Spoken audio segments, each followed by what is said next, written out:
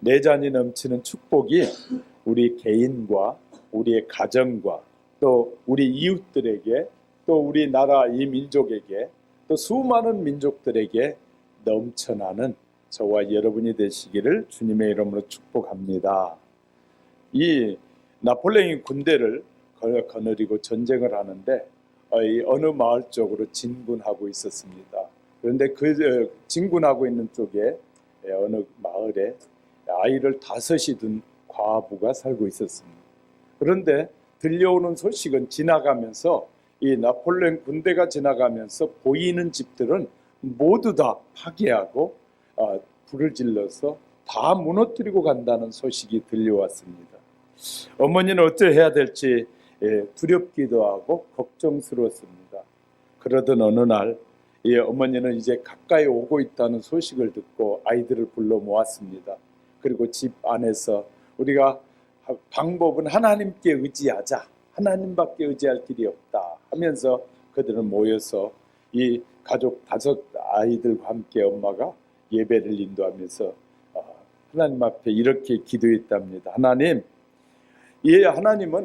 이 문제보다 더 크신 하나님, 문제를 해결하실 수 있는 하나님 앞에 맡겨드립니다.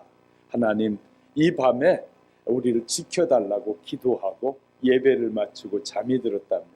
그리고 나서 아침에 일어나 봤더니 분명히 그 밤에 자기 마을을 입구에 군대가 지나갔을 텐데 자기 집에는 아무 이상이 없었어요. 그래서 밖에 나가봤더니 하나님께서 밤새 이 바람을 불어서 이 눈바람을 해가지고 자기 집 앞을 이렇게 눈으로 그냥 다 쌓아놨더라고요. 그래서 나폴레옹 군대가 지나가면서 그 안에 집이 있는 줄 모르고 지나갔더라는 것이에요. 하나님께서는 이런 눈을 통해서도 그 집을 보호하고 믿음의 사람을 보호하셨다라는 것입니다. 어떤 장벽 앞에서도 하나님은 그에 의지하는 자들에게는 반드시 복을 주신다라는 것입니다. 그래서 우리가 우리의 삶에 있어서 이 잘 되는 사람을 보면 반드시 잘 되는 이유가 있다는 것입니다. 안 되는 사람을 보면 반드시 안 되는 이유도 또한 있다는 것입니다. 그냥 잘 되고 그냥 안 되는 것이 아니라는 것입니다. 저와 여러분이 잘 되는 마음을 품고 잘 될 것이라는 믿음을 가지고 살아가게 될 때 저와 여러분의 인생에 쨍하고 뱉을 날 돌아온단다. 이런 축복이 있어지길 주의 이름으로 축복합니다. 인생을 슬기롭게 살아가는 사람들은 살펴보면 입술에서 항상 맑고 아름다운 말들을 담아낸다는 사실을 아십니까? 성경에서 가장 지혜롭게 살아간 사람 중에 한 사람을 말하라고 한다면 다윗인데 그는 본문에서 내 잔이 넘치나이다 라고 고백하고 있어요. 늘 그의 입술에는 내 잔이 넘치고 있습니다. 다윗의 생애를 보면 항상 잔이 넘치는 삶을 살게 되는 것입니다. 다윗은 골리앗이라는 블레셋 장군을 쓰러뜨리면서 인류 국가적인 유명한 스타가 되는 것이죠. 이렇게 시작된 다윗의 첫 기록부터 그 후에 통일 왕국을 건설하는 데 있어서 불가능한 일을 가능케 되었던 일이 얼마나 많은지 몰라요. 그래서 다윗은 늘 고백하기를 이런 고백을 해요. 내 잔이 넘칩니다. 내 잔이. 어떤 사람 말해보면 늘 부정적인 말을 하고 늘 축복의 말이 아니라 원망의 말을 하고 그 입에서 나오는 말들이 이 복을 담을 수 있는 말이 아니라 복을 쏟아내버리는 말을 할 때가 얼마나 많은지 모릅니다. 저는 성도 여러분, 여러분이 하루 동안에 여러분이 한 말을 전부 다 이렇게 모아서 평가해 보시기 바랍니다. 여러분은 축복의 말을 하고 믿음의 말을 하고 여러분의 삶을 복되게 하는 말을 하는지 아니면 늘 원망과 불평하고 안 되는 것은 다 남의 탓이라고 말하는 남 탓을 하고 살아가는 사람. 이 세상의 복잡한 사회 속에서 어떤 사람은 잘 되고 어떤 사람은 안 됩니다. 그 이유가 어디 있을까요? 그 마음에 있다는 사실을 아십니까? 하나님께서는 우리에게 이런 마음을 주셨는데, 특별히 다윗과 같은 경우는 늘 내 잔이 넘친다라는 고백을 하며 사는 것입니다. 실은 다윗이 왕이 될 만한 조건은 아니었습니다. 왜냐하면 이새에게는 8명의 아들이 있었는데, 이스라엘 사람들도 우리와 유사하게 첫째를 매우 중요하게 여깁니다. 그래서 첫째로부터 시작해서 7째까지 혹시라도 네 자녀들에게서 왕이 있을까?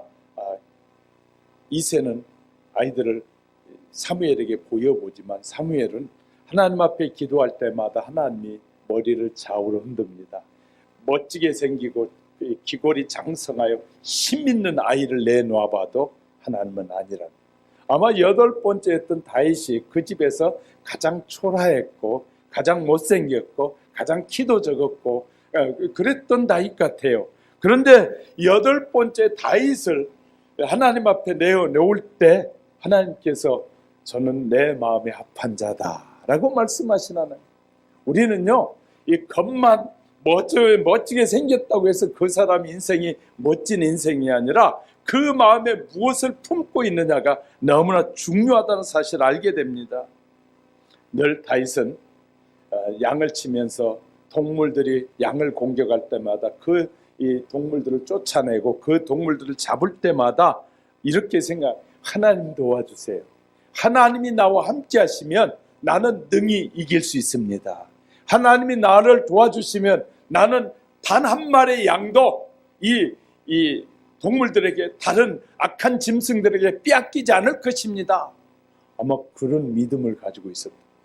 하나님께서 내게 주신 축복을 하나님이 성령으로 지혜로 역사해 주시면 하나도 빼앗기지 않을 것입니다. 그리고 얼마든지 베풀고 나누고 살 수 있습니다. 이런 믿음을 가진 거예요. 내가 복을 받아야 다른 사람에게 줄 수 있잖아요. 아무리 내가 주고 싶어도 내 주머니가 비어 있으면 줄 수가 없습니다. 베드로가 갈릴리 호수에서 아무것도 보이지 않는 시간에 물고기를 잡으러 갔습니다. 왜냐하면 갈릴리 호수는 너무 맑아서 이 배가 고기를 잡으려고 하면 너무 맑아서 고기들이 벌써 알고 다 피하고, 낮에는 그래서 얕은 물가에는 고기가 없기 때문에 갈릴리 어부들은 밤에 고기를 잡습니다. 베드로도 어느 날 밤 열심히 밤새 그물을 던졌지만 고기가 분명히 많이 있을 지역인데도 불구하고 한 마리도 잡지 못했습니다.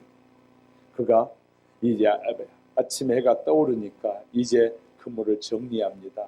이제 오늘 잘 정리해놓고 저녁에 가서 또 잡으려고. 그때 주님이 다가오셔서 베드로에게 말씀하시기를 깊은 곳에 가서 그물을 던지라. 그 시간에는 깊은 곳에 고기가 없는 때입니다. 그런데 베드로가 주의 말씀을 의지하여 깊은 곳에 그물을 던졌더니 자기 배를 차고도 넘쳐서 옆에 같이 따라온 친구의 배에까지 고기를 가득 채울 수 있었다라고 우리에게 말씀하고 있습니다.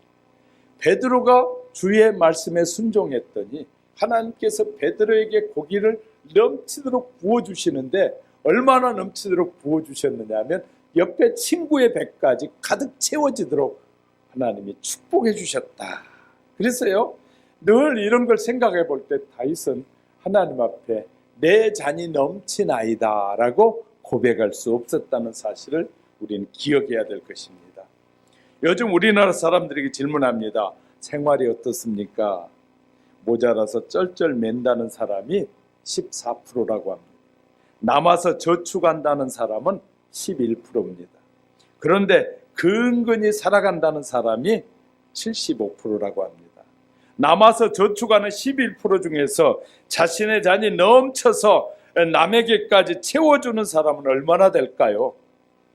우리들은 내 잔이 넘쳐 이웃의 잔을 채우는 축복을 받는 저와 여러분, 그리고 그런 축복의 마음을 가지고 살아가는 저와 여러분이 될 수 있기를 주님의 이름으로 축복합니다. 첫 번째, 우리는 목자가 되시는 하나님만 그래서 따라가야 될 것입니다. 성도들의 목자가 되시는 하나님이 얼마나 하나님은 풍성하신 분인지를 알고 믿고 살아가는 성도는 얼마나 될까요? 하나님을 믿는다고 하는데 하나님이 얼마나 풍성하신 분인지를 너무나 많은 사람들이 모르고 살아간다는 것이죠. 이 세상에 있는 모든 60억이 넘는 사람들이 다 제 것이라고 말하는 그 물질을 가지고 가는 사람은 하나도 없습니다. 다 주인에게 반납하고 간다는 사실 아십니까? 이 지구의 모든 가치로 따지면 엄청난 가치가 이 지구 속에 있고 오늘도 우리가 가지고 누리고 있지만 이것이 주인이 누구인지를 알고 있는 사람들이 드물다는 것이에요. 그래서요, 그 주인을 기쁘시게 하면 그 주인은 당신의 뜻에 맞는 자에게 주시겠다고 수도 없이 약속하고 계십니다. 믿음으로 신앙생활을 하면서 어떻게 하면 내 잔이 넘치게 할 수 있을까를 늘 생각해보는 지혜로운 성도들이 되어야 할 것입니다. 본문의 다윗의 고백을 보십시다. 여호와는 나의 목자시니 내가 부족함이 없으리로다. 그가 나를 푸른 초장에 누이시며 쉴 만한 물가로 인도하시는도다. 주님은 목자로 모시는 삶을 사는 사람에게 잔이 넘치게 하신다는 거예요. 예수님을 나의 목자로 여기며 살아가는 사람은 하나님이 그 잔을 넘치게 해주신다. 예수님께서 베세다 광야에서 하나님의 나라를 증거하고 있었습니다. 5천 명이 넘는 사람들이 모여서 아침부터 시작해서 해가 져가는 저녁 때까지 주님이 열심히, 주님은 하나님의 나라의 복음을 전하는데 시간이 아까워서 새벽부터 시작해서 이 복음을 전하다 보니까 아마 온종일 전했던 것 같아요. 그래서 해가 저물어 갈 때가 됐습니다. 그래서 예수님은 이 사람들이 지친 것을 아시고 난 후에 그 지친 자들에게 먹을 것을 주라고 제자들에게 말하였더니 제자들이 세 가지 핑계를 대면서 말합니다. 여기는 빈들이라 장소를 핑계대고 있습니다. 두 번째는 날이 저물어 구할 수 없다. 이 시간에는 그 음식을 구할 수 없습니다. 세 번째, 200데나론이 필요합니다. 물질이 없습니다. 자본이 없다라는 핑계를 댑니다. 그러나 예수님은 자기를 먹기 위해서 아이가 쌓아왔던 오병이어 5개 떡과 2마리의 물고기를 가지고 그 5천 명이 먹고 12강주리가 남았다라는 사실을 우리에게 보여줘요. 주님이 기도하셨더니 이 단 한 아이의 배를 채울 수 있는 이 적은 양이지만 이 적은 양을 주님 앞에 드렸더니 주님의 손에 그 양이 올려지고 기도하니 5천 명이 먹고도 12강주리가 남는 기적의 역사가 있었음을 우리는 여러 서신을 통해서 알 수 있게 되는 것입니다. 이렇게 예수님은 늘 넉넉하신 분입니다. 예수님 부족함이 없는 분이십니다. 예수님은 늘 모든 것을 갖고 계시고 불가능을 가능케 하신 분이 우리가 믿는 예수님이시다. 우리가 믿는 하나님은 바로 그러신 분입니다. 예수님을 목자로 모시고 살면 항상 잔이 넘친다는 사실을 믿으시면 아멘. 뉴욕의 맨하탄에 가봤더니 슬림가를 가본 적이 있어요. 예수님을 목자로 여기지 않는 사람들이 슬림가에다가 이렇게 써놓은 것이에요. 돈은 나의 목자시니 내가 부족함이 없으리로다. 돈이 나를 푸른 초장에 누이시며 쉴 만한 물가로 인도하시는도다. 마약은 나의 목자시니 내가 부족함이 없으리로다. 마약이 나를 푸른 초장에 누이시며 쉴 만한 물가로 인도한다. 슬림가에 그렇게 써붙여놨어요. 그 마약에 취해 있고 그 돈이 없어가지고 그곳에서 얻어먹으면서 구걸을 하고 있는 사람들이 써놓은 하나님의 말씀이었어요. 그들은 그렇게 하고 믿고 있어요. 그 믿는 대로 그들은 되고 있는 것이에요. 저와 여러분은 잘 아셔야 돼요. 믿음의 사람은 우리가 보이는 이 세상과 우리가 보이지 않는 세상이 있습니다. 우리는 보이는 세상만을 보고 살아가지만 성경은 보이지 않는 세상까지 우리에게 보여주고 있다는 사실 아십니까? 아무리 많은 지식을 가지고 있어도 하나님께서 보이지 않는 세상을 보여주지 않으면 볼 수가 없습니다. 믿음의 사람들에게는 믿음의 눈을 가지고 보라고 말씀하시는 거예요. 너희가 보이지 않는 세상은 보이는 세상보다 엄청난 세상이 우리에게 있음을 말씀하고 있어요. 저와 여러분은 보이는 세상만 믿다가는 어느 날 영원한 심판대에 이르게 된다는 사실을 우리에게 말씀해 주고 있습니다. 하나님께서 수많은 나라들로부터 침략을 받아 고통을 당하고 있던 대한민국, 이 백성을 불쌍히 여기셔서 믿음의 사람들을 보내셨어요. 선교사들을 보내셔서 이 나라에 믿음이 없는 이 백성들에게 믿음을 갖도록 이 선교사를 보내서 그 선교사들이 와서 피를 흘리면서 이 대동강에서 피를 흘리면서 이 서울에서 피를 흘리면서 선교사들이 한국에 들어와서 수많은 피를 흘리면서 근대화가 시작됐습니다. 대한민국은 폐쇄 정책을 쓰고 있던 나라에 선교사들의 피에 의해서 이제 복음이 들어오면서 폐쇄 정책이 이제 해제되고 이 땅에 복음이 시작됐습니다. 복음이 시작되면서 대한민국이 새롭게 만들어졌습니다. 하나님께서는 대한민국을 만드실 때 그냥 만드신 것이 아니라 벌써 일찍부터 이 땅에 있는 훌륭한 믿음의 사람들을 한 사람을 불러서 미국에 보내서 훈련하고 그로 하여금 새로운 나라에 대한 꿈을 꿈꾸게 했습니다. 그래서요, 그 꿈꾼 그에 의해서 대한민국은 새롭게 시작되어졌습니다. 2조 500년 동안 나라가 완전히 망해서 여러분 잘 아시잖아요. 왕비는 일본 사람에 의해서 성추행을 당하면서 비참하게 왕비는 죽임을 당하여야만 했고 왕은 길거리에 끌려가면서 죽어야만 했고 대한민국이라는 왕국은 왕에 의해서 내려오던 나라는 그렇게 비참하게 무너져 버렸습니다. 그리고 새로운 대한민국이 세워진 것이에요. 이 대한민국을 하나님께서 축복해 주셔서 오늘날 많은 사람들이 중국을 굉장히 두려워합니다. 중국 별것도 아닙니다. 하나님이 흩으시면 순식간에 흩어져 버립니다.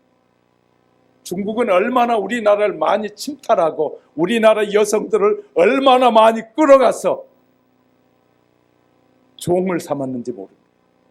그런 나라에다 희망을 거는 젊은이들이 있습니다. 그들에다 소망을 갖는 사람들이 있습니다. 여러분, 미국도 우리가 소망을 갖지 않지만 중국에도 소망을 가질 이유가 없습니다. 대한민국을 잘되게 한 것은 하나님이 하신 일입니다. 우리가 이렇게 먹고 살게끔 된 것이 중국 사람들 때문입니까? 누구 때문에 살게 됐습니까? 우리는 그 하나님의 은혜를 저버리면 또 한 번의 시련이 시작되어질 것입니다. 중국에 대해서 말도 못하는 병신들이 얼마나 많은지 몰라요. 동북 공정을 통하여 나라를 통째로 다 중국화 만들려고 하고 있는데도 저 만주벌판이 우리 땅이라고 말하는 지도자가 하나도 없어요. 쓰레기 같은 인간들이 오직 당리당략에만 사로잡혀서 자기 이득밖에 모르는 지도자들이 이 땅에 가득하잖아요.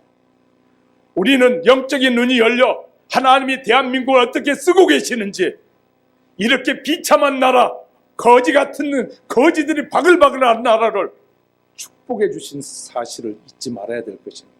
세계가 그래서 주목하지 않습니까? 유엔이 도와준 나라 중에 유일하게 성장하여 다른 나라를 돕는 이런 축복된 나라를 만들어준 것은 저들이 한 것이 아니라 하나님이 하신 일.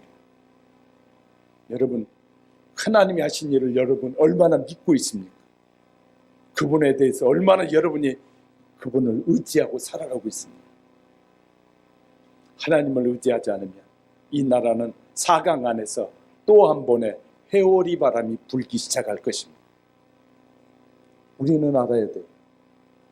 왜 하나님을 의지하는 것이 우리에게는 희망이라는 사실을 잊지 말아요. 얄팍한 술수를 쓰는 지도자들, 그 지도자를 의지하면 망하는 것입니다. 여러분의 젊은이 여러분들이 늦기 전에 그 고통을 경험하게 될 것입니다. 여러분이 하나님을 의지하지 않고 살면 사람을 의지하고 살면 그들은 여러분에게 병 주고 약 주면서 우리의 인생을 망치게 될 것입니다. 그러나 하나님을 의지하면 여러분 살 길이 열립니다. 오직 우리에게는 하나님밖에 없음을 기억하셔야 될 것입니다. 대한민국을 세우신 분도 하나님이십니다. 마지막 믿음의 사람들을 통하여 세상을 변화시키기 위한, 보이지 않는 세상을 보이는 세상으로 바꿔주시기 위한 하나님의 역사가 시작되고 있음을 기억해야 될 것입니다. 사랑하는 성도 여러분, 저와 여러분의 복을 받아서 이 기쁨의 축복을, 보이지 않는 세상을 보이는 것 같이 보며 사는 세상으로 바꿀 수 있는 지혜는 믿음의 사람들에게 있다는 사실을 기억하시기 바랍니다. 역사를 왜 배우는 것입니까? 역사를 알아야 미래가 어떻게 될 것인지를 알기 때문이죠. 그래서 하나님께서는 성경의 사사기를 통해서 인간이 얼마나 교활한 것인가를 보여줍니다. 조금만 잘 싸우면 모든 것이 자기가 잘나서 자기가 모든 것을 한 걸로 착각하고 자기밖에 모르다가 비참하게 사람들에게 또 종로로 타는 인생을 보여줍니다. 얼마나 반복되어지는 인생인지 몰라요. 지금 일어나고 있는 모든 더러운 일들이 창세기에도 나옵니다. 벌써 5,000년 전에도 그런 일이 있었습니다. 인간이 얼마나 추한 사람인가를 5,000년 전에도 보여주고 있고 오늘도 똑같이 보여주고 있습니다. 우리가 의지할 것은 하나님이십니다. 저와 여러분의 생명을 영원토록 살리실 수 있는 분도 하나님이시기 때문에 그래서 우리에게 말씀하시는 거예요. 어떤 사람은 자기를 믿고 삽니다. 자기 믿다가 감기 하나 해도 꼼짝 못하다 쓰러지면 일어나지도 못하면서 자기를 믿는 사람들 있어요. 어떤 사람은 다른 사람을 의지합니다. 다른 사람의 곤모 술수에 속아서 오직 그것이 거기에 뭐 희망이 있는 것처럼 따라가는 사람들이 얼마나 많은지 모릅니다. 얼마 전에는 중국의 큰 교회가 중국 당이 그 교회를 무너뜨리라고 해서요, 포크레인을 가지고 잘 지어져 예배드린 교회를 때려 부셨습니다. 금년에 선교사들이 많이 쫓겨올 것입니다. 계획이 지금 드러나고 있어요.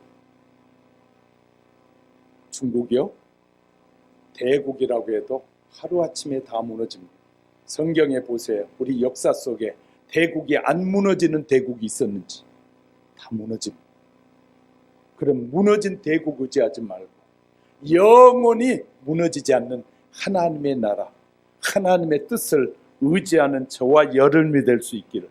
그래서 여호와는 나의 목자시니 내가 부족함이 없다라고 말할 수 있는 저와 여러분이 되시기를 주의 이름으로 축복합니다. 또는 영혼을 소생시키는 길로 가라는 것입니다. 사람에게서 먼저 영적으로 풍성해야 한다는 것을 기억해야 됩니다. 영적인 기갈이 시작되면 내 잔이 넘치며 살 수가 없기 때문인 것이죠. 다윗은 고백합니다. 내 영혼을 소생시키시며 자기 이름을 위하여 의의 길로 인도하는 그 내 영혼을 소생시키시는 분을 따라 살아라는 것입니다. 영혼이 살아나고 영혼이 잘됨같이 범사가 잘되고 강건해지기를 원한다라고 성경은 우리에게 약속해 주고 있습니다. 육신을 고치려면 좋은 의사를 만나야 됩니다. 좋은 의사를 만나면 죽을 사람도 살고, 잘못된 의사를 만나면 살아 건강한 사람도 죽어서 나오는 경우가 얼마든지 있습니다. 여러분 잘 아시죠? 이 나이 드신 의사 선생님이 이런 말 하더라고요.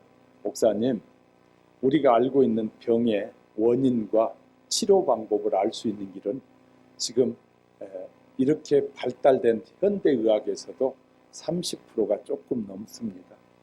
나머지는 무슨 병인지 모르고 치료할 때가 너무나 많습니다. 과학이 엄청나게 발달하고 의학이 발달했다고 해도 지금도 의사도 이 환자가 병을 안고 들어왔을 때 무슨 병인지 모르는 병이 태반입니다. 우리는 의사가 모든 병을 다 아는 것 같이 착각하잖아요. 그래서 연말에 저 말씀드렸잖아요. 건강한 사람이 들어갔다가 이 혈관을 잘 통하기 위해서 수술 하나만 하고 차고 내일 나가시면 앞으로 숨 쉬는데 지장이 없습니다. 죽어서 시신이 돼서 나오는 사람들이 대반이다. 우리는 기억해야 됩니다. 그러나 좋은 의사를 만나면 죽을 사람도 병이 들어서 곧 죽어가는 사람도 살아서 나오기도 하고, 우리는요, 누구를 만나느냐가 그만큼 중요한 것입니다.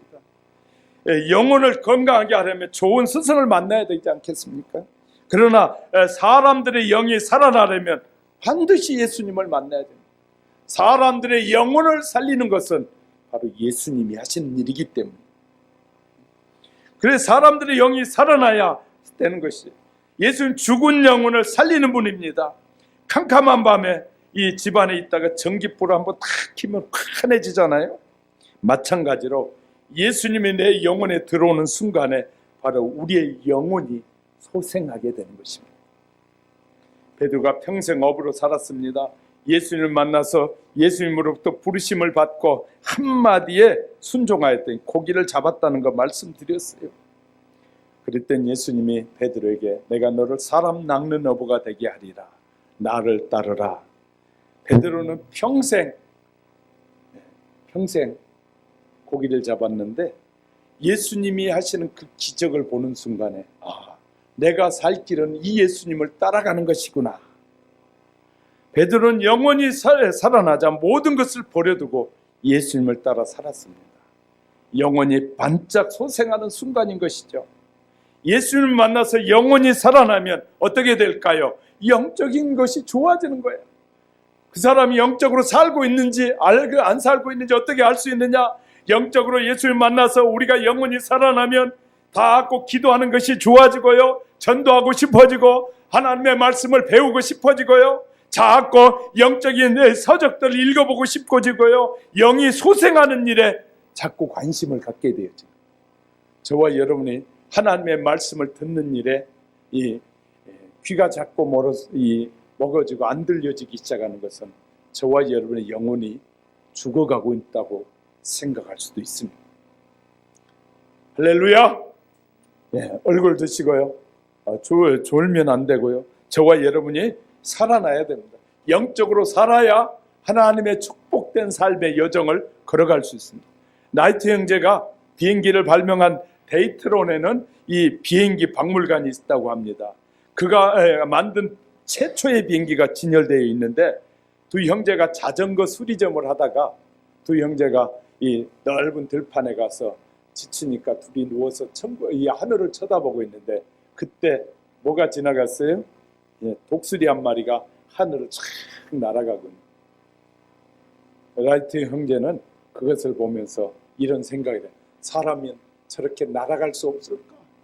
거기에서 비행기가 시작됩니다. 여러분, 재봉틀 보면요, 미싱이 가난한 어머니에게서부터 시작된 거 아십니까? 가난한 어머니가 옛날에 우리 어머니들 재봉틀 없을 때 맨날 이 꼬매고 밤새 꼬매잖아요. 그런데 이것을 꼬매면서 이 바늘에 피가 찔려서 피가 나고 하는 어머니가 이 피나지 않고 자동으로 이렇게 박는 건 없을까? 그래서 연구해서 재봉틀이 만들어져서 미싱이 나오게 됐습니다. 우리의 영혼이 소생되는 그 순간, 위대한 순간이 될 것입니다. 인생의 획을 긋는 놀라운 순간이 믿음을 통해서 이루어진다는 사실을 기억하셔야 됩니다. 일본의 기업가로 유명한 전설적인 사람은, 일본 사람들은 그를 경영의 신이다라는 사람이 있습니다. 마스시타 고노스케라는 사람인데, 그에게 잘 되어져가는 비결을 묻자 딱 3글자를 말했답니다. 덕분에라는 말을 하더랍니다. 저는 가난한 가정에서 태어난 덕분에 어려서부터 굳은 일, 힘든 일 모두 능숙하게 하게 됐습니다. 그래서 세상을 일찍 알게 됐습니다. 덕분에.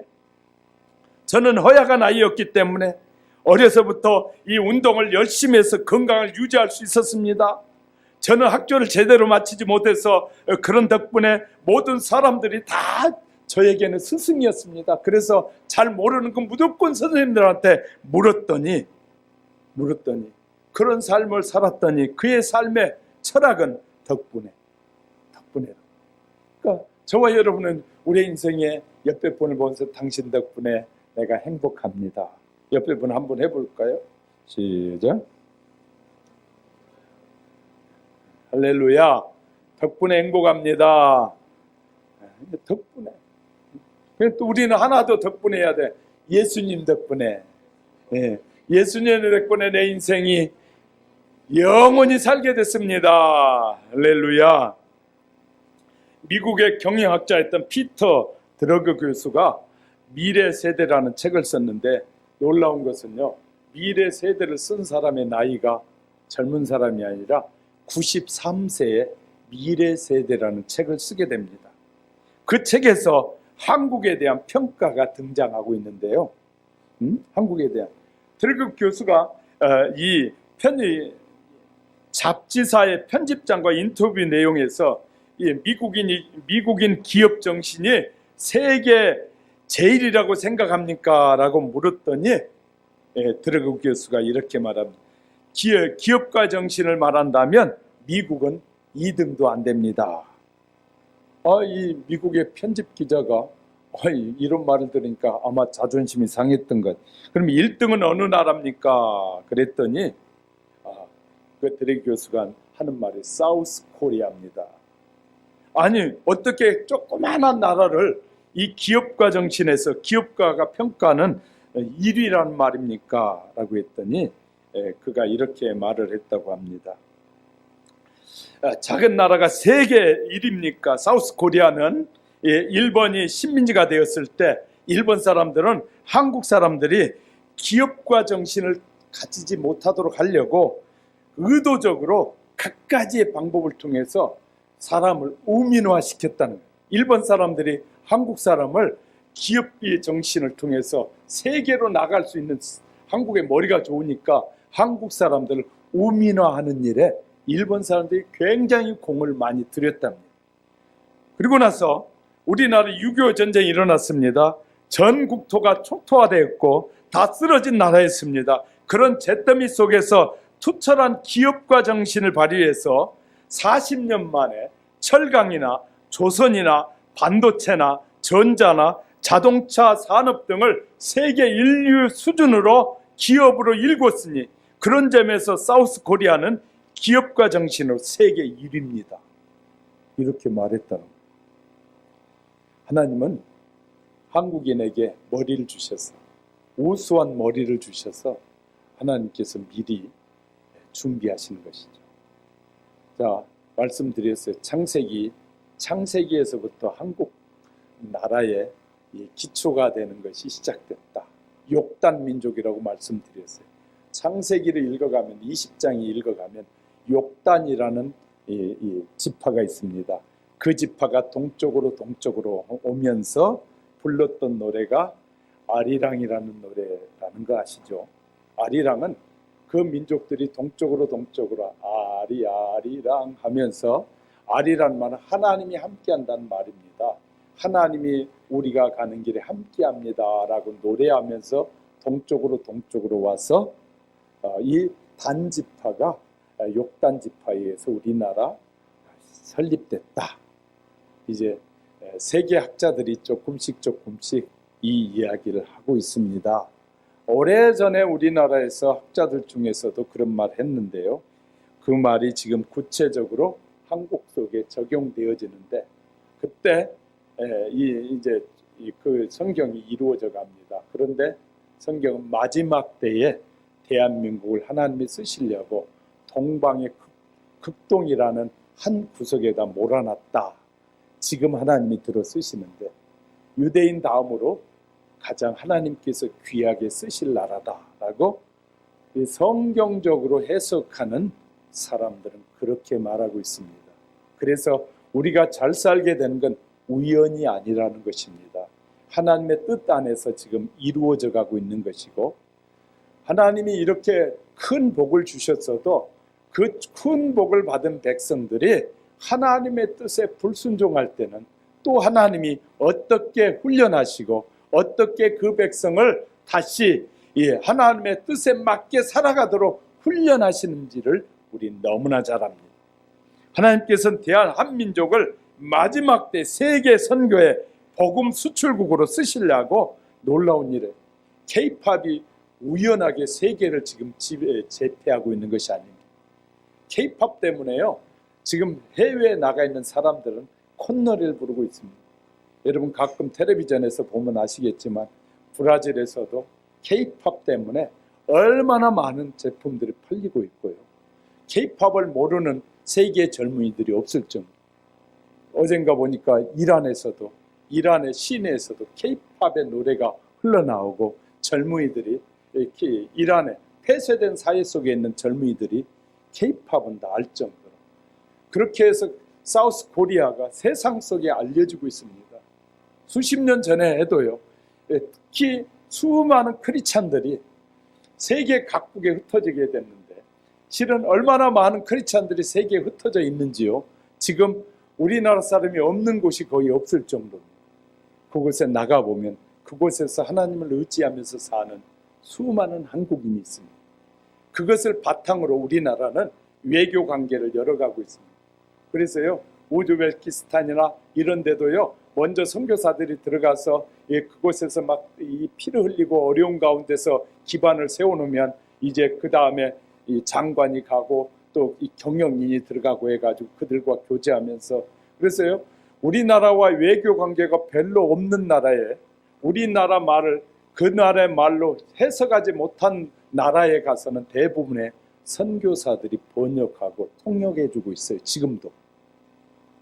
그래서 선교사들이 먼저 나가서 그 나라 언어를 배우고 그 나라 사람들과 생활하면서 그걸 바탕이 되어질 때 그 다음에 국가 간의 관계가 이루어지고 있는 것이 지금 우리나라입니다. 이렇게요, 수많은 이 한국의 이 공산품이나 이 문화들이 세계 속에 퍼져나가도록 하나님이 일하고 계신다는 사실을 아셔야 됩니다. 이렇게 하나님은 대한민국을 쓰고 계시는데 우리의 믿음이 물질로 세상의 것으로 편리함으로 아니함으로 자꾸 우리의 믿음은 다운된다는 것은 매우 슬픈 일 중에 하나일 것입니다. 하나님은 저와 여러분이 개인적으로 복을 받고 하나님의 일을 위해서 아름답게 쓰여지는 내 잔이 넘치나이다는 고백을 하는 저와 여러분이 되길 원하신다고 믿으시면 아멘. 하나님 그러시길 원합니다. 세 번째는 신뢰하는 믿음의 잔들을 채워가십니다. 다윗은 고백에 내가 사망의 음침한 골짜기를 다닐지라도 해를 두려워하지 않을 것은 주께서 나와 함께 하심이라. 주의 지팡이와 막대기가 나를 안위하시나이다.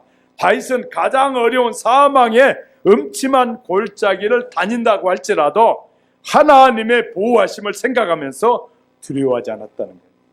신뢰를 분명하게 신뢰하면 두려움이 사라지게 됩니다.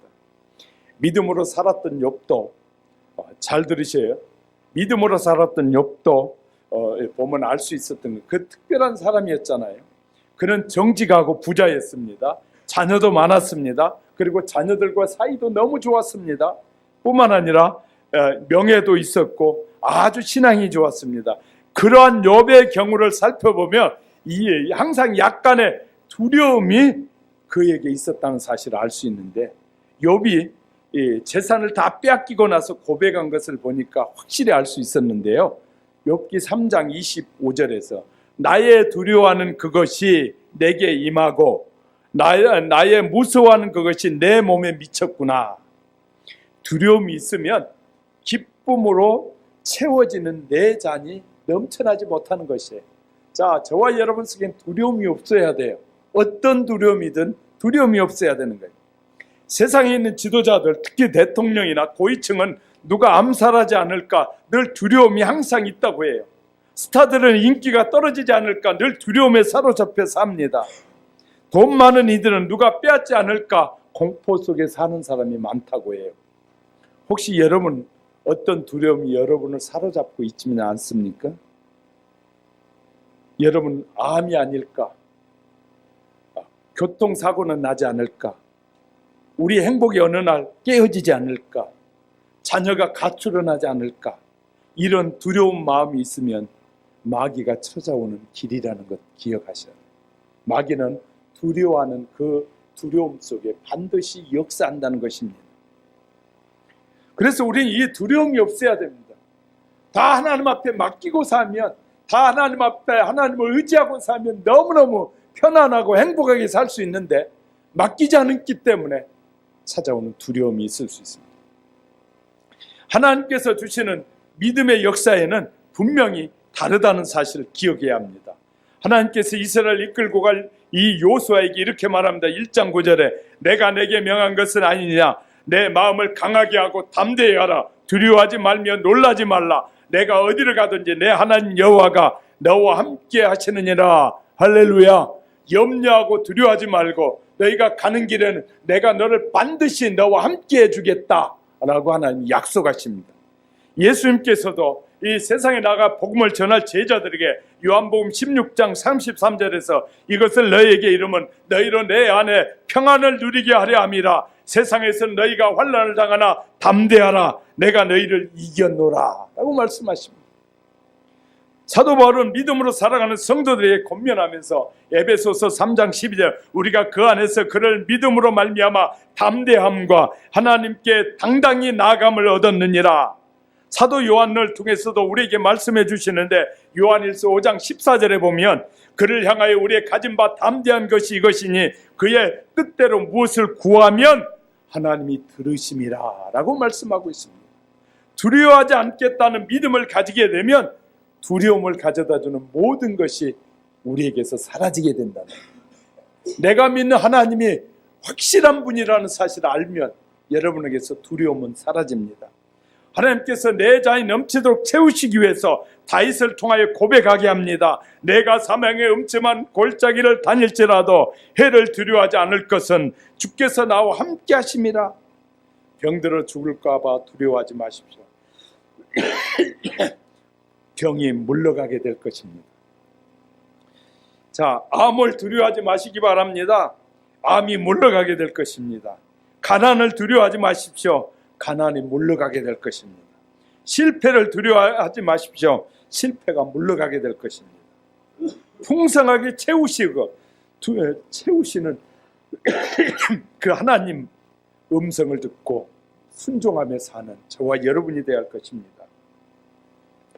어느 목사님이 몇 주 전에 어느 교회 집회를 하고 인도하고 오는데 인도했는데요.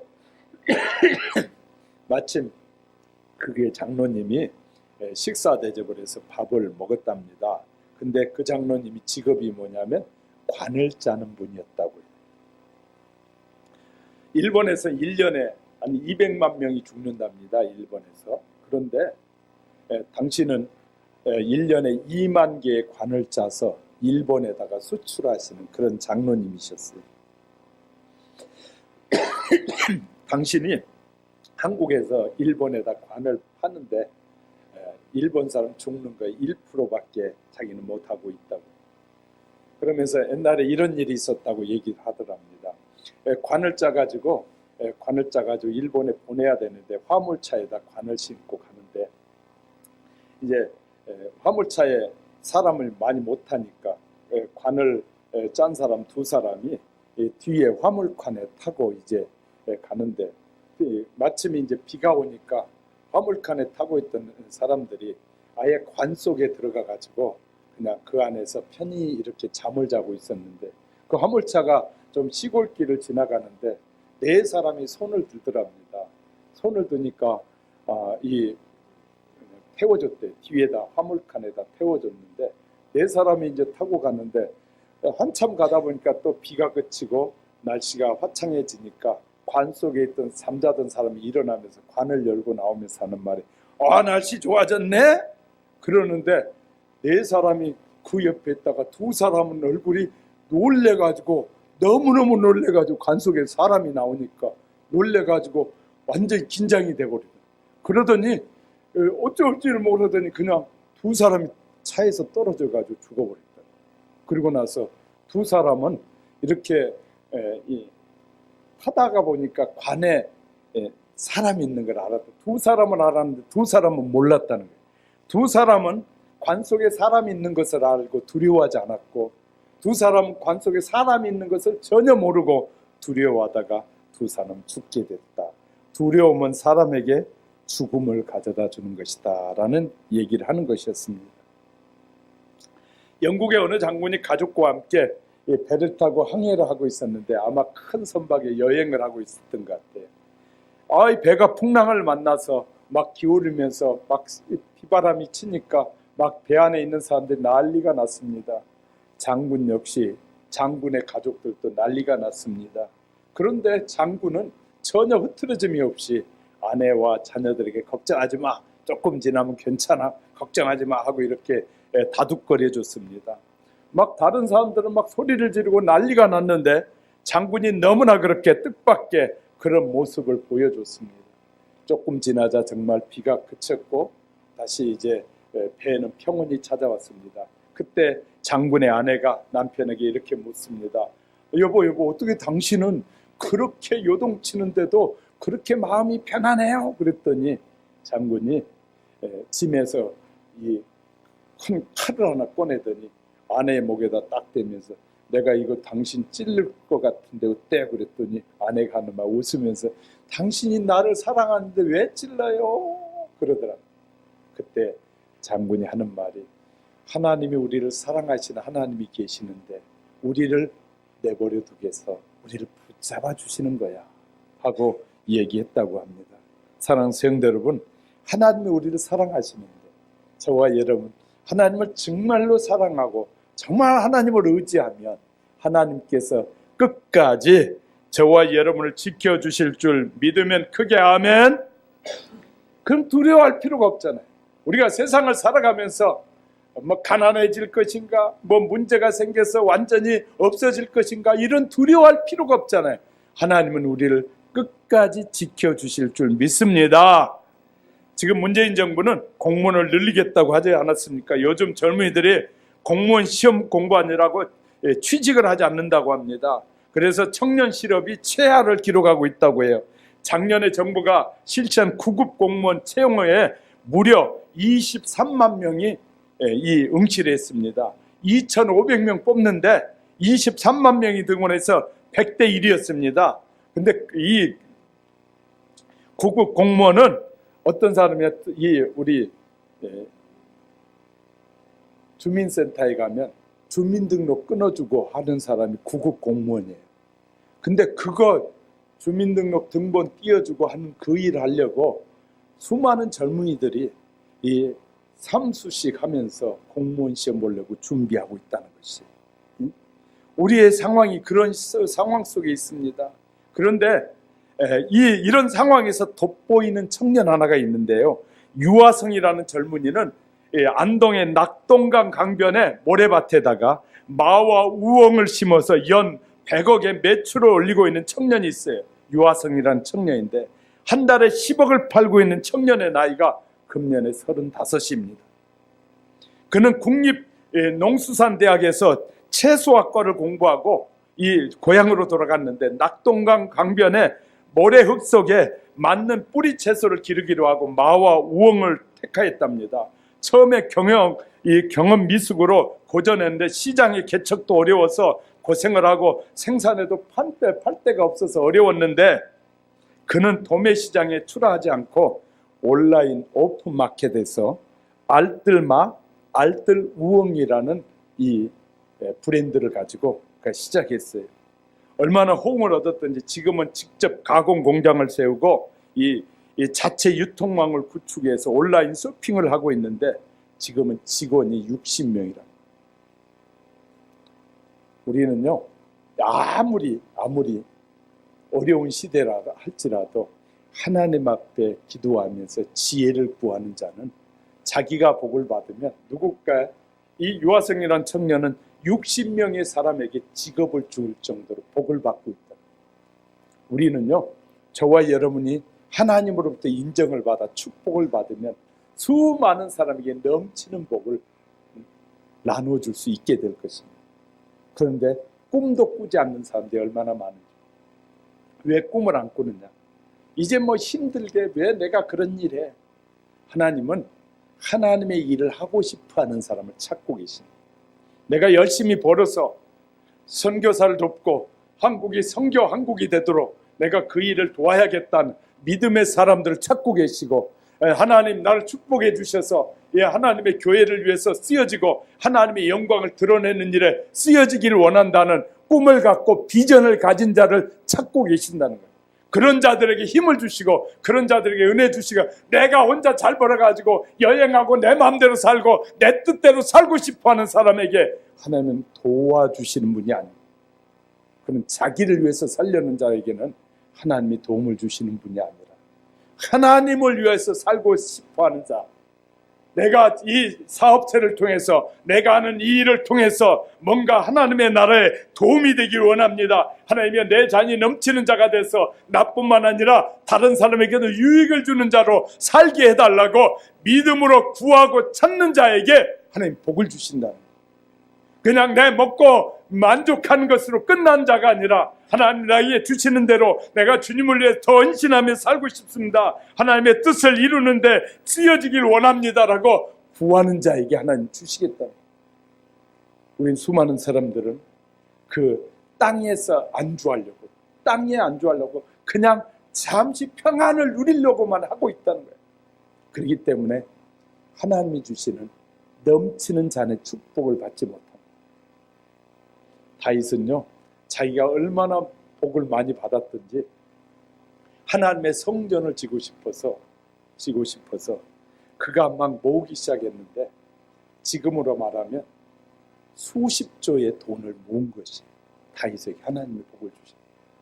근데 지으려고 하니까 하나님이 너는 칼로 너무나 많은 사람을 죽여 전쟁을 통해 죽였기 때문에 내가 너 아들을 통해서 짓겠다고 하니까 그는 그 많은 것들을 자기를 위해 쓰지 않고 모아서 그 솔로몬 아들로 하여금 성전을 짓도록 모든 것을 물려주고 그의 인생을 마무리하게 됩니다. 사랑하는 성도 여러분, 하나님께서는 우리의 짧은 인생 속에서 하나님이 기뻐하시는 일을 하게 하시려고 우리를 부르셨어요.